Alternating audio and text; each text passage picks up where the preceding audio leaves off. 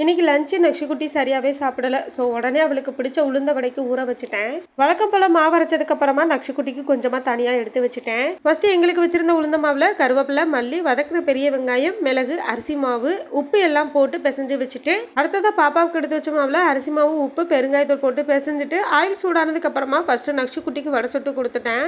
அதுக்கப்புறமா எங்களுக்கு எடுத்து வச்ச மாவுலையும் வடை சுட ஆரம்பிச்சிட்டேன். நான் எப்போவுமே நக்ஷுக்குட்டி சாப்பிடலைன்னா மேக்ஸிமம் சாப்பிட வைக்க பார்ப்பேன். அப்படி சாப்பிடல அப்படின்னா இந்த மாதிரி அவளுக்கு பிடிச்ச மாதிரி ஏதாவது செஞ்சு கொடுத்துருவேன். அப்படி செஞ்சு கொடுத்து அவள் சாப்பிட்டதுக்கு அப்புறமா தான் எனக்கு கொஞ்சம் நிம்மதியாக இருக்கும். நைட்டு டின்னருக்கு ஆலு சப்பாத்தி தான் ரெடி பண்ணியிருந்தேன். அதுக்கு ஃபர்ஸ்ட் சப்பாத்தி மாவு பிசைஞ்சிட்டு 4 உருளைக்கிழங்கு எடுத்து பாயில் பண்ணி வச்சுக்கிட்டேன். அடுத்ததாக கடாயில் ஆயில், கடுகுளுந்தம் பருப்பு, கருவேப்பிலை, கட் பண்ண ஒரு பெரிய வெங்காயம், பாயில் பண்ண உருளைக்கிழங்கு, உப்பு, மல்லித்தூள், மிளகாய்த்தூள், கரம் மசாலா எல்லாம் சேர்த்து மசாலாவாக ரெடி பண்ணி வச்சுக்கலாம். மாவை சப்பாத்தி தைக்கிற மாதிரி தேய்ச்சிட்டு உருளைக்கிழங்கு ஸ்பூனில் எடுத்து ஸ்டஃபிங் வச்சுட்டு இந்த மாதிரி க்ளோஸ் பண்ணிட்டு மறுபடியும் தேய்ச்சிட்டு தோசைக்கல்ல போட்டு 2 பக்கமும் திருப்பி எடுத்தா சூப்பரான ஆலு சப்பாத்தி ரெடி ஆயிரும்.